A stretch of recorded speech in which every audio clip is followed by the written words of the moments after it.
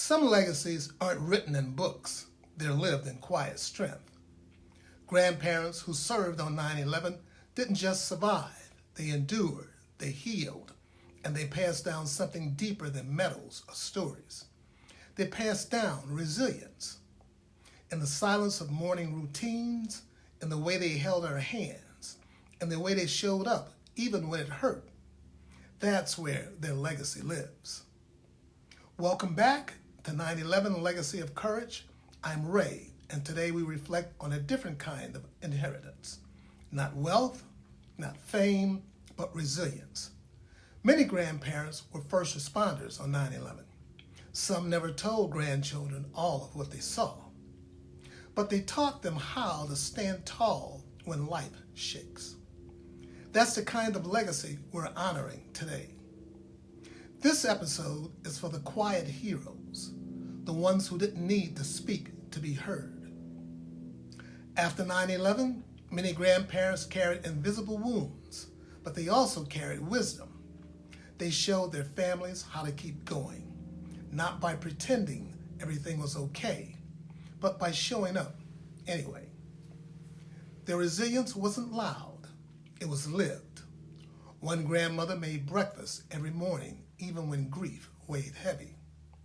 One grandfather sat silently on the porch every September 11th, watching the sunrise.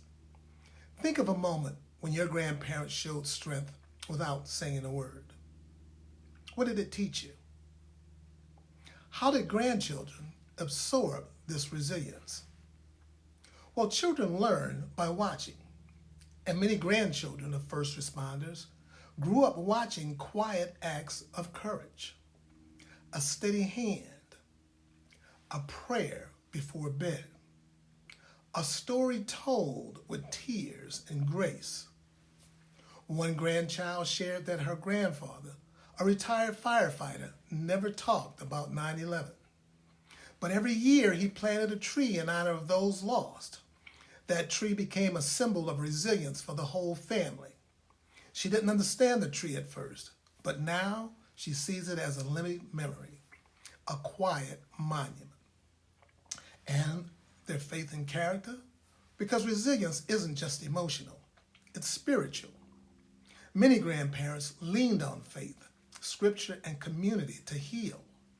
They taught their families that strength isn't just surviving, it's trusting, praying, and loving through the storm.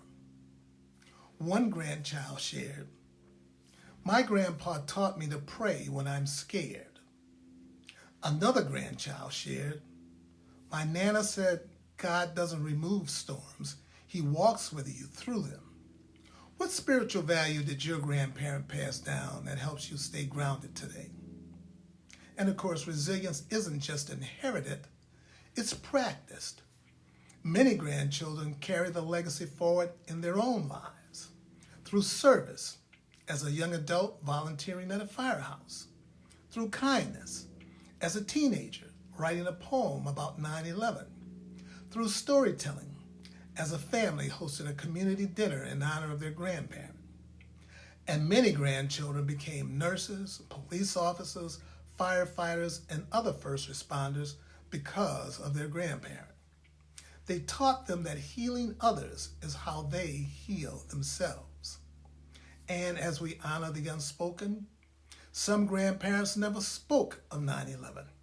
Their silence wasn't avoidance, it was reverence. They carried the weight so their families wouldn't have to. The things they didn't say became the things we live by. In silence, they taught us how to endure. What do you wish you could say to your grandparent today? These stories remind us that resilience is a legacy. It's passed down in how we speak, how we serve, and how we care for others. And in remembering their strength, we find our own. If your grandparents served on 9/11 and taught you how to endure, we honor them today. Their strength lives in you because resilience isn't just remembered, it's lived.